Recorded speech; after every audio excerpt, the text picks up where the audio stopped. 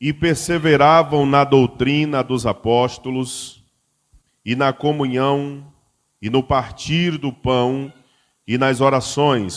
Eu vou falar sobre as 10 características da igreja primitiva.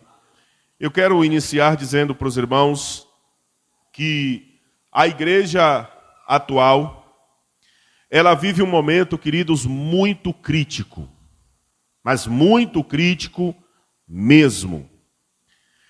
E pensando e até lendo algumas coisas a respeito desse momento crítico da igreja, eu procurei uma palavra, só uma palavra, que eu pudesse descrever ou definir esse momento crítico que a igreja está vivendo, em apenas uma palavra. Pensei em várias, mas parei como eu queria, em uma palavra. E eu queria que você que está anotando, anotasse essa palavra que eu vou falar.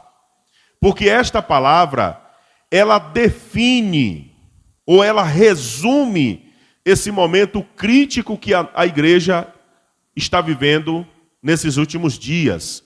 Quando eu falo igreja, eu estou falando não da Missão Bahia apenas, mas eu estou falando da igreja como um todo, no sentido nacional, ou por que não dizer também no sentido mundial, no sentido geral.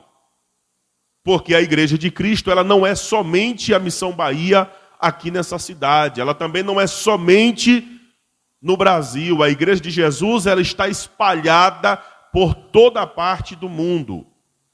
Então, queridos, quando eu falo desse momento crítico aqui da igreja, eu estou falando como um todo. Por exemplo, nós que estamos envolvidos com o trabalho missionário, nós recebemos notícias do evangelho, do cristianismo em diversas partes do mundo.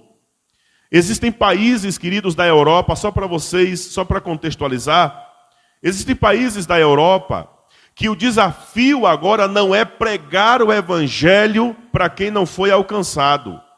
O desafio é reevangelizar aqueles que um dia foram crentes e abandonaram a fé.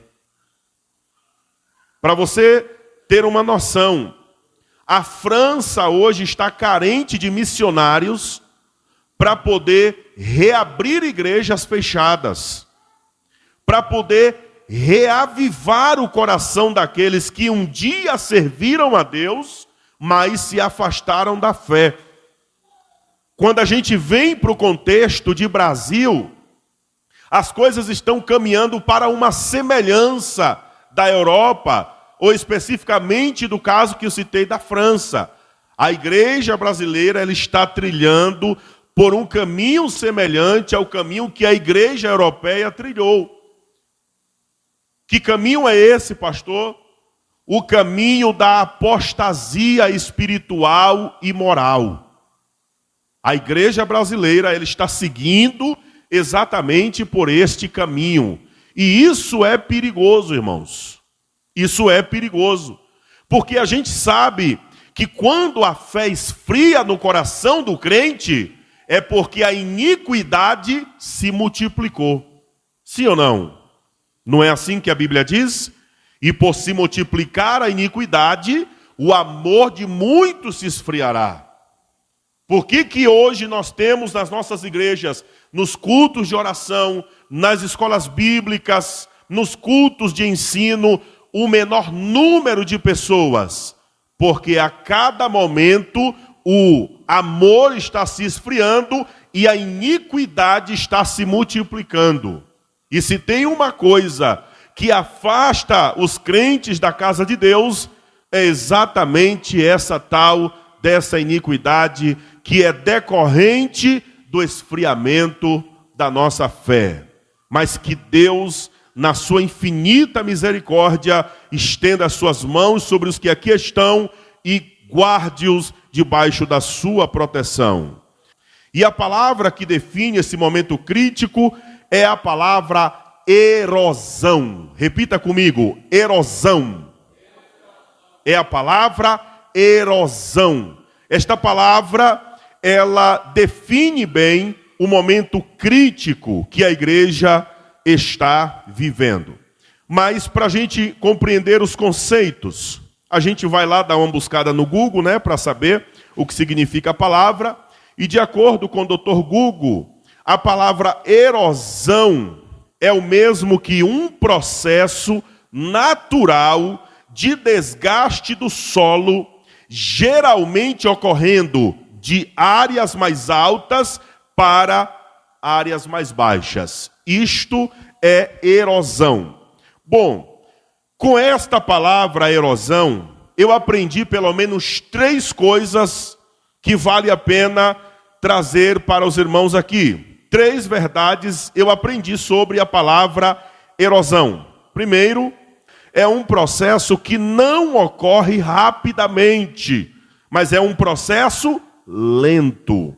Então, a palavra erosão me ensinou que esse processo, que é a palavra erosão, é algo que não acontece rapidamente, mas é algo que acontece lentamente.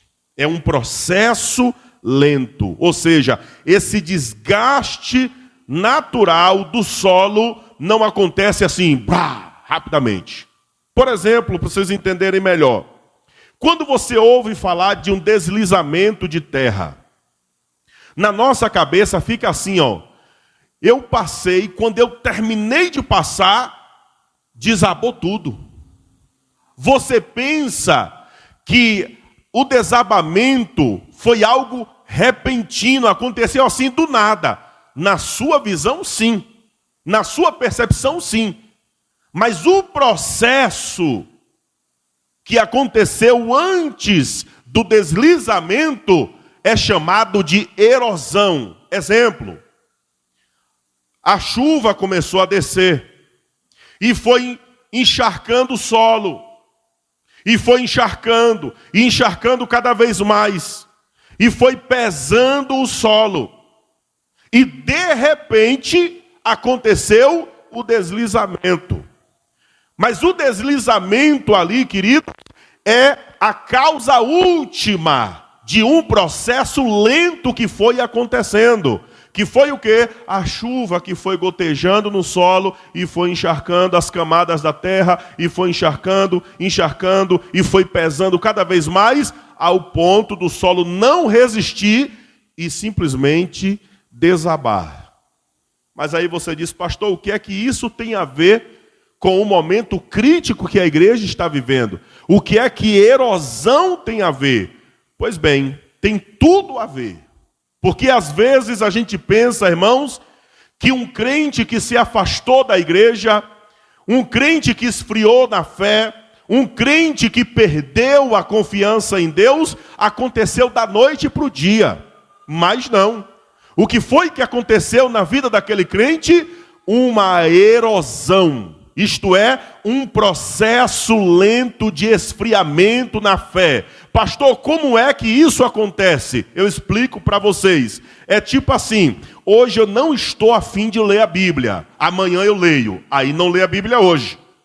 Aí chega amanhã, diz assim, não estou a fim de orar hoje. Vou deixar hoje de manhã. Vou deixar para orar meio-dia. Só que meio-dia a dona de casa está muito atarefada.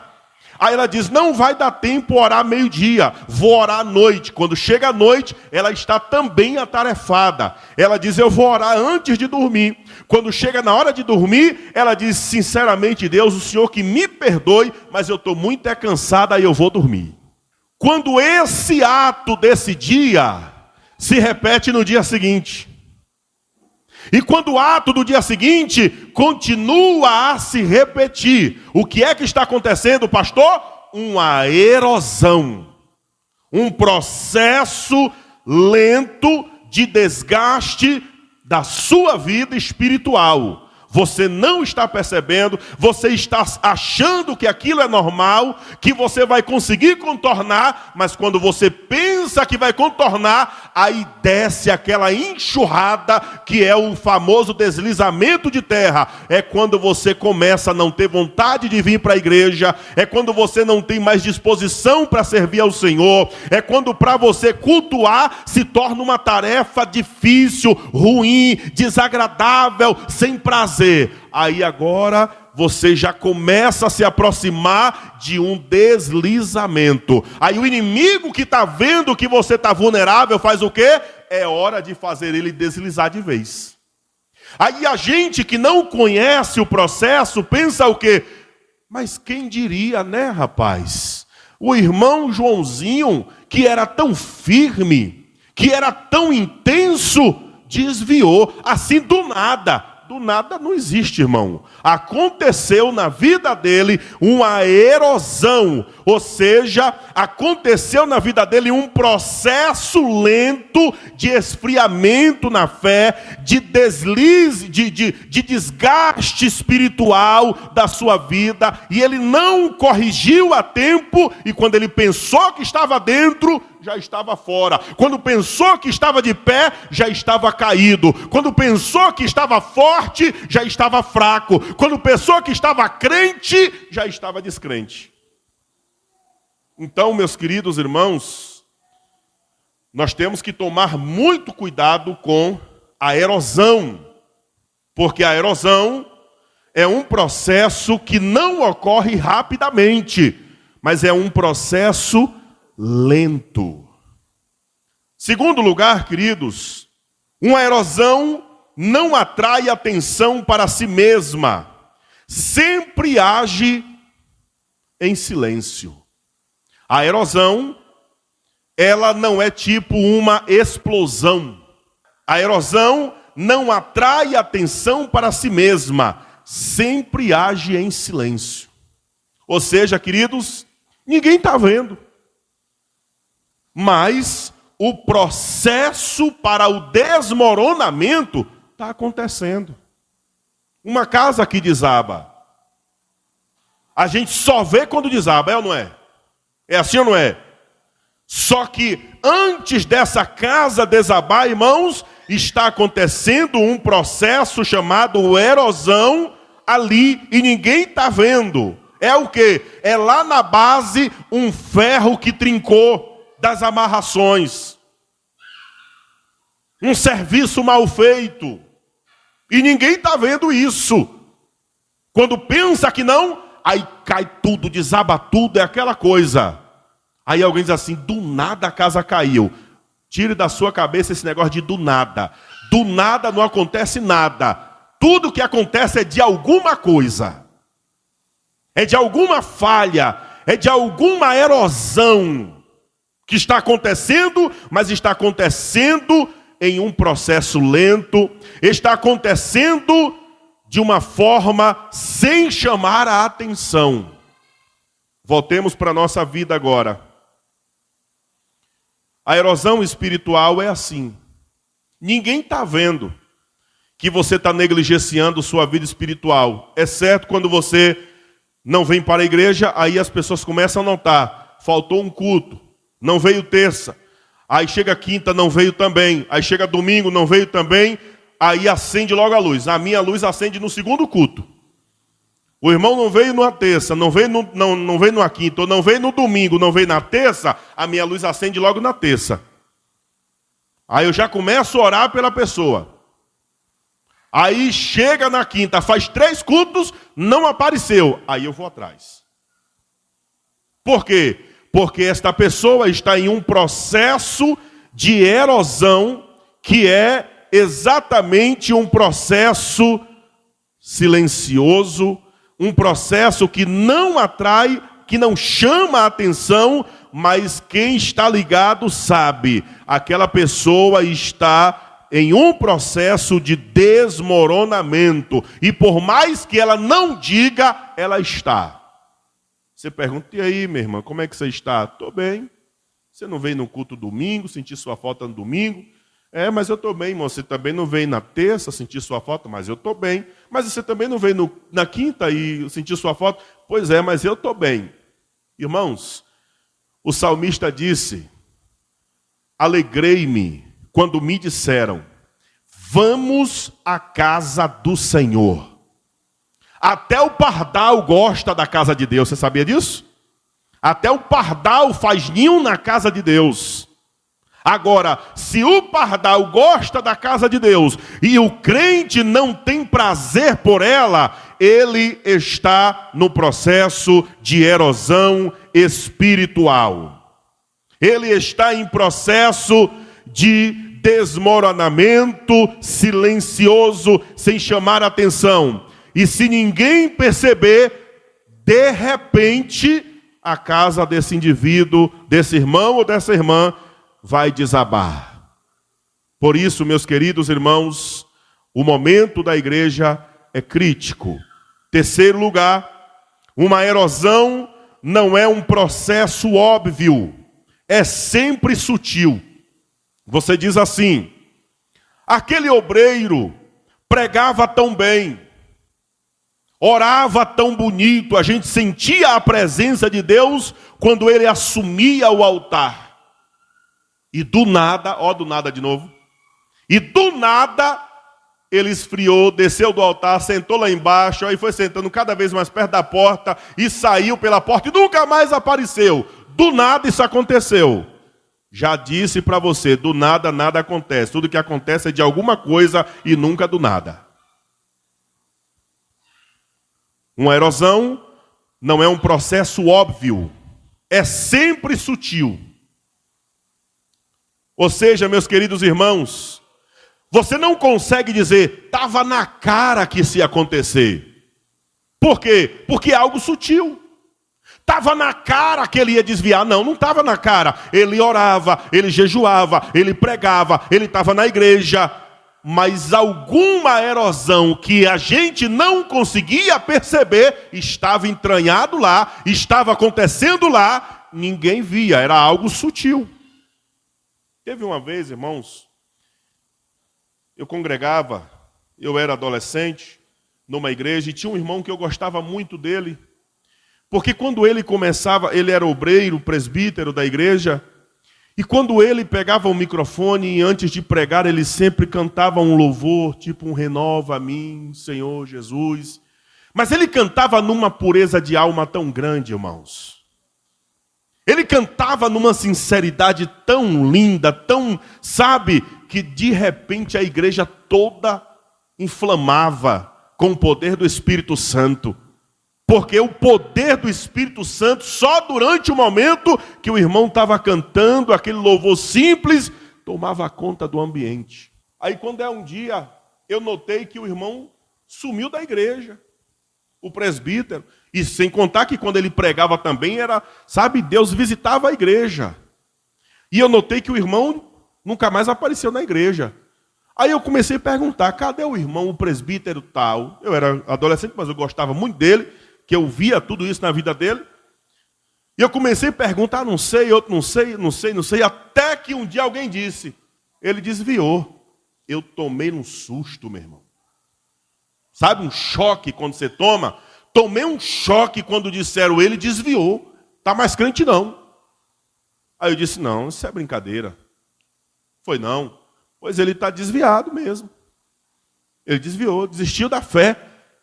E a pergunta desesperadora minha foi, como que ele desviou? Um homem daquele, com a comunhão daquela, um homem que antes de pregar só o louvor que ele cantava, tomava conta. Como que isso aconteceu? Do nada, né? Não. De um processo de erosão que estava acontecendo no casamento dele. Entende, queridos? Foi um processo de erosão no casamento do irmão que resultou no afastamento do irmão da casa de Deus, da presença do Senhor. Era um presbítero que quando pregava de tanta seriedade com a palavra, chorava.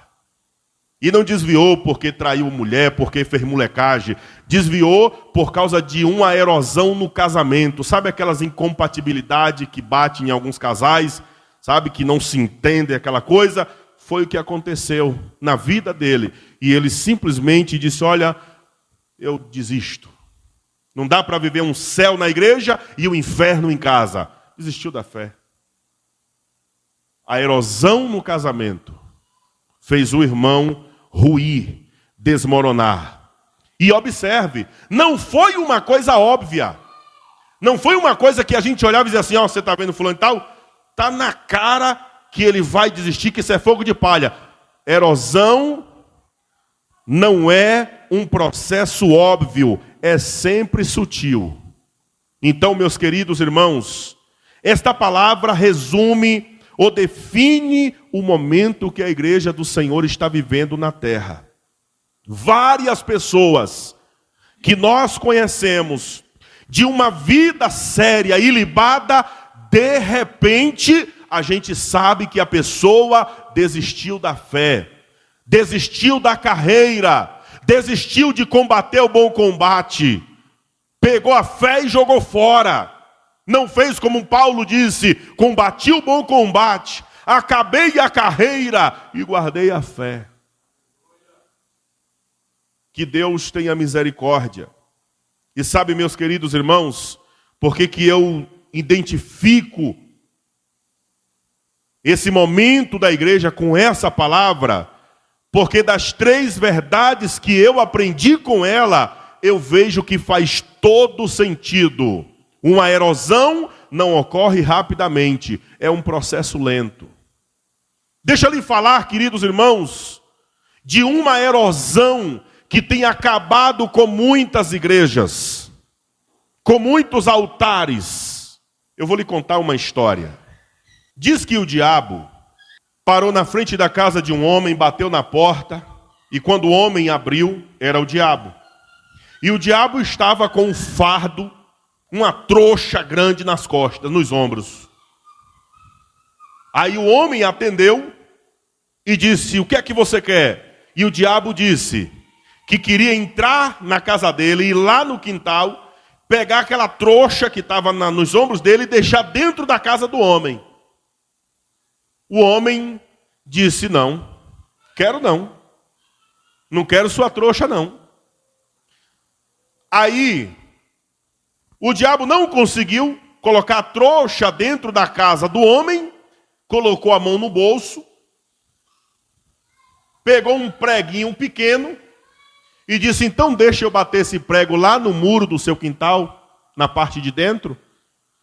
Ele disse, tá bom, só um preguinho, pode ir lá, bata. Aí o diabo entrou, fixou o prego lá na parede do quintal da casa do homem, saiu, agradeceu e foi embora. Passou-se alguns dias e semanas, o diabo voltou. Bateu na porta da casa do homem, com a trouxa grande nas costas. Quando o homem atendeu, quem? Diabo. Aí o diabo disse que voltou para colocar a trouxa na casa do homem. O homem disse, eu não já lhe disse que eu não quero essa trouxa aqui na minha casa? Aí o diabo disse assim, tudo bem, você não quer a trouxa na sua casa, mas me deixe entrar e colocar a trouxa pendurada lá no preguinho, porque muito embora a casa é sua, o prego é meu. Moral da história. O que a gente aprende, queridos irmãos, com a história do diabo, da trouxa, do homem e do prego? Que o diabo é estrategista e paciente. Besta é quem pensa que o diabo tem pressa de alguma coisa. O diabo sabe jogar, mas também sabe esperar. A gente aprende com essa história, queridos irmãos, também, que quando você não vigia a sua casa, a sua vida, Por mais que o diabo queira causar um estrago grandão lá dentro, se ele não conseguir de imediato, de uma forma grande, entrar na sua vida, na sua casa, ele se satisfaz em entrar com uma coisinha pequenininha. Porque através daquela coisinha minúscula, ele vai encontrar legalidade para depois levar o que ele quiser levar para a sua vida. A pergunta que eu lhe faço é: vai dar vacilo para Satanás colocar coisas minúsculas na sua vida, para dar legalidade, para quando ele quiser colocar coisas maiores, você não ter respaldo, não ter autoridade para proibi-lo?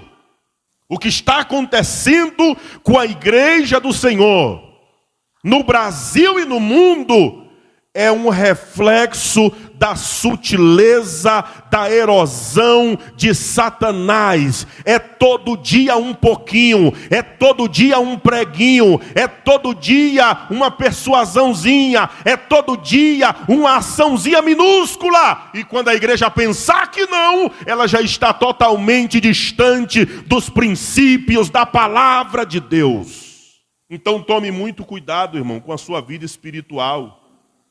Tome muito cuidado. Não vacile. Não brinque com a sua fé. Não negligencie a sua vida espiritual. Não perca a oportunidade de se alimentar hoje na terça. Na quarta, se alimente em casa com a palavra. Na quinta, venha se alimentar de novo na igreja. Na sexta, se alimente em casa. No sábado, no domingo, vamos comer em comunhão na mesa, na casa do Senhor. Só há um modo da igreja atual se blindar para não ser atingida pela erosão que o diabo com suas estratégias tem feito para desmoralizá-la e destruí-la. E este modo é revivendo as características da igreja modelo, a igreja primitiva. Daí o Dr. Lucas, com seu magistral relato histórico no livro de Atos, permite à igreja de nosso tempo aprender com aquela igreja para se manter na mesma essência de Cristo, até que ele volte. E para viver, é preciso conhecer quais são as características da igreja primitiva. Como é que eu vou viver? As características da igreja primitiva. Que igreja é essa, pastor? É a igreja que nasceu há 2000 anos, através do Senhor Jesus. Essa é a igreja modelo para a igreja atual. E para que eu possa reviver, eu preciso conhecer quais são as características da igreja primitiva, para que eu possa imitar essas características. Quais são? Você que está anotando. Primeira característica é que a igreja primitiva era uma igreja que aprendia. Repete comigo aí. A igreja primitiva era uma igreja que aprendia. 1, 2, 3. Para ficar melhor, vai lá.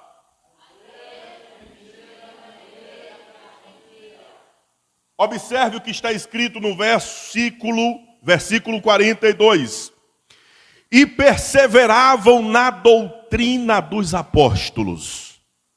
Repetindo, e perseverava na doutrina dos apóstolos. Doutrina, queridos, da linguagem grega é didaquê. É o mesmo que o ato de ensinar, instruir. É o uso do discurso religioso pelo qual os cristãos eram ensinados. Isso daqui é o mesmo que doutrina, didaquê, o ato de ensinar, instrução, o uso do discurso religioso pelo qual os cristãos eram ensinados. Ou seja, meus queridos irmãos, a frase "e perseveravam na doutrina" significa que persistiam em ouvir os apóstolos enquanto ensinavam. Persistiam em ouvir os apóstolos enquanto ensinavam. A expressão e perseveravam na doutrina dos apóstolos, é isso. Os cristãos, eles persistiam em ouvir. É aqui que está um dos segredos da igreja primitiva. É que a igreja primitiva era uma igreja que aprendia. Eu, sinceramente, esse é um dilema que eu tenho vivido há muitos anos no meu ministério. O sentimento que eu tenho, muitas vezes, quando eu desço do altar e que eu vou para minha casa, é este: será que valeu a pena tudo que eu preguei hoje? E às vezes até converso com a minha esposa e falo com ela da minha frustração sobre isso. Será que valeu a pena? Você pode rapidamente dizer assim: pastor, valeu. A gente ouviu tanta coisa. E tem gente que para me agradar diz assim: pastor, aquilo que o senhor falou eu nunca ouvi ninguém falar. Mas, irmãos, sabe por que essas dúvidas muitas vezes batem em mim? Porque quando a gente termina um ensinamento, quando a gente chega em casa, chega um problema no WhatsApp. Chega um problema provocado por quem? Por um crente que ouviu a pregação. Aí, a minha mente vem e diz assim: não vale a pena não. Por que não vale a pena? Não aprenderam. Porque aprender não é decorar. Aprender, meu irmão, o sinal que você aprendeu a andar de bicicleta é você andar na bicicleta e pedalar, pedalar, pedalar, pedalar e pedalar. É ou não é? Eu aprendi a andar de bicicleta, mas ninguém nunca te veio andar de bicicleta. Quando você monta na bicicleta, você senta no quadro e fica lá, posando para foto. E as pessoas doidas que você deu uma pedalada para ver se você aprendeu mesmo. E você não pedala, você não aprendeu. Porque quem aprende faz, irmãos. O sinal de que alguém aprendeu é o quê? Fazer. Eu aprendi a ler, eu leio. Eu aprendi a construir casa, eu construo. Eu aprendi a vender, eu vendo. Eu aprendi a Bíblia, eu pratico. Do contrário, você não aprendeu. Mas a igreja primitiva era uma igreja que aprendia. Aprendia. E aprendia por quê? Porque tinha coragem para persistir em ouvir os apóstolos enquanto eles estavam ensinando. Agora vamos voltar um pouco antes da igreja dos apóstolos. Os apóstolos persistiram em ouvir os ensinamentos de Jesus. Olha o que o apóstolo Paulo, que não foi uma testemunha ocular de Jesus, mas que Jesus se revelou para ele, disse em 1 Coríntios 11, 23. Porque eu recebi do Senhor o que também vos ensinei. Porque eu recebi do Senhor o que também vos ensinei. Esta erosão que tem acontecido no meio da igreja do nosso tempo, talvez se dá por duas razões. Ou a liderança, não agredindo a todas as lideranças, mas de muitas igrejas, não aprenderam nada com o Senhor, e por isso está ensinando ao povo o que não aprendeu do Senhor, e quem ensina errado, o povo vai aprender certo. Se eu estou ensinando certo, você só tem uma única alternativa. Qual é? Aprender certo. A segunda razão é, talvez o altar está ensinando certo, mas o povo está com coceira no ouvido. O que o texto sagrado chama de comichão nos ouvidos. Comichão nos ouvidos é coceira. Experimente eu estar pregando aqui agora e você com dois dedos nos dois ouvidos coçando. Você não vai entender o que eu estou falando, o que eu estou pregando. Coceira no ouvido é a razão pela qual você ouve e não entende. Coisas desse tipo. Mas e a igreja primitiva? Como era, pastor? A igreja primitiva, ela perseverava na doutrina. Perseverar na doutrina significa que a igreja persistiam em ouvir os apóstolos enquanto eles ensinavam. Às vezes você acha que eu sou longo pregando, né? Pois eu vou te falar que eu não sou, não. Eu comecei a pregar, era 8 e algumas coisas, menos de 8:10. Falta uns minutinhos para encerrar. Mas quem demorava pregando era Paulo, irmão. Quem demorava ensinando era Jesus. Uma vez Jesus ensinou um discurso que durou quantos dias? 3. O discípulo, Senhor, despede o povo, Senhor, porque eles procuram o que comer, porque senão eles vão morrer pelo meio do caminho de fome. Aí onde Jesus disse, então vocês providenciam o que comer para esse povo. Aí onde acontece o milagre da multiplicação dos pães. Outra vez, Paulo pregou um sermão tão extenso que o coitado do Eutico cochilou, caiu da janela e morreu. Porque o sermão de Paulo demorou demais. Aí Paulo desceu lá, foi lá, repreendeu a morte, Eutico ressuscitou e diz o texto que Paulo voltou, subiu no prédio, continuou pregando até amanhecer. Irmão, essa igreja é uma igreja fenomenal. Era uma igreja que aprendia, que perseveravam em ouvir os ensinamentos que os apóstolos davam. Uma igreja que persiste em aprender é uma igreja apta a ensinar. E uma igreja que aprende certo e ensina certo vai gerar os melhores tipos de crentes. Você não gosta de ouvir um culto doutrinário, uma palavra doutrinária, mas gosta de ficar com os coaches na internet, iludindo você, pegando o seu nome e colocando dentro de pote de azeite, pedindo para você fazer pix, para enganar você. Aí você, todo dia eu estou lá com o bispo, colocando meu nome no barril de azeite e me pedindo um pix. Mas o que fazia da igreja primitiva, irmão, uma igreja que quando a perseguição vinha, eles não negavam a fé, era o conhecimento que eles tinham na doutrina que os apóstolos ensinavam para eles. Por que essa igreja de hoje não aguenta nada? Não, essa igreja não aguenta nada, irmão. Não aguenta ouvir uma verdade. Essa igreja, ela não incomoda. Satanás passa por crentes desse tipo, diz, coitado, isso aí nem me abala. Mas a igreja primitiva aprendia. A igreja primitiva aprendia, diga glória a Deus. A igreja primitiva enfrentava a fúria de Roma e não negava a fé de cristão. Por quê? Porque aprendia. Aprendia, queridos. Quem transforma, queridos, a igreja é o ensinamento da doutrina bíblica. Não adianta, irmão. Escute o que eu vou lhe dizer. Não adianta. Nós, pastores, às vezes a gente até comete umas falhas de para agradar, a gente fica paparicando, fica bajulando, a gente fica pisando em ovos para tratar com crente. Irmão, crente de verdade não precisa dessas palhaçadas, não. Pé de galinha não mata pinto, não, meu irmão. Agora, todo crente que você tem que ficar bajulando para ele não sair da igreja, bajulando para ele não ficar zangadinho dentro de casa.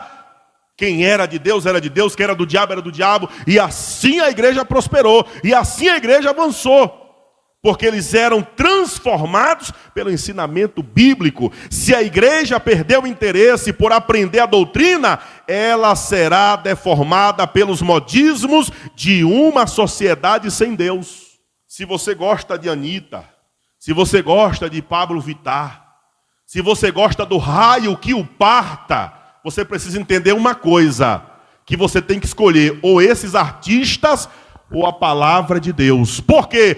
Porque as duas coisas não combinam. Porque as doutrinas, elas não devem se adequar à vida do perdido. É o perdido que tem que se deixar ser transformado pela doutrina. Uma irmã me chamou e disse, pastor, quando o senhor prega por jovens, o senhor pega pesado demais.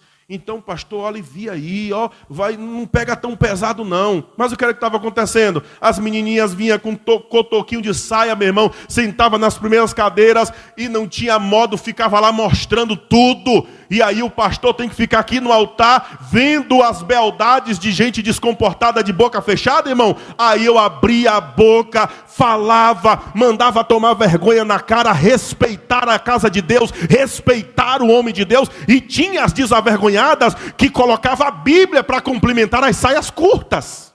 Aí quando a marreta de Jeová descia, Aí tinha uma irmãzinha que vinha me pedir, calma, pastor, pega mais leve, senão essa turma vai sair tudo da igreja. Quer ir, vá. Foi o que Jesus disse, foi ou não foi? Jesus disse, discípulo, Senhor, o discurso está pesado, Senhor. Foi todo mundo embora, só ficou nós 12 aqui.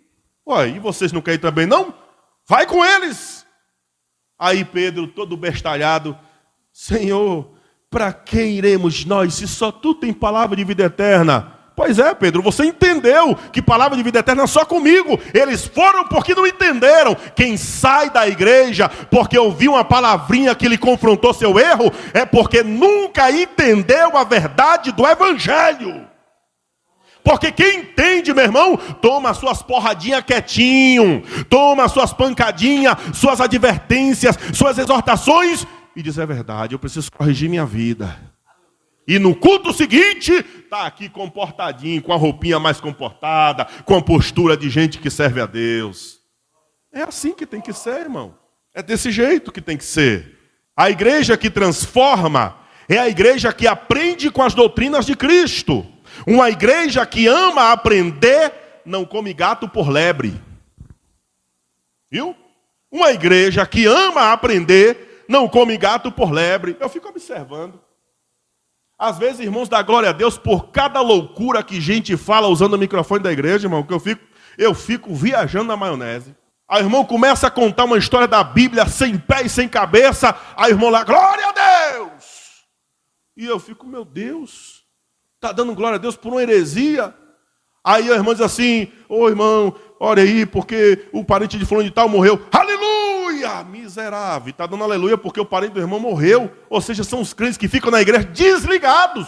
Se estão desligados ao ouvir um testemunho, um pedido de oração, imagina quando a doutrina é ensinada. Uma igreja que ama aprender, não come gato por lebre.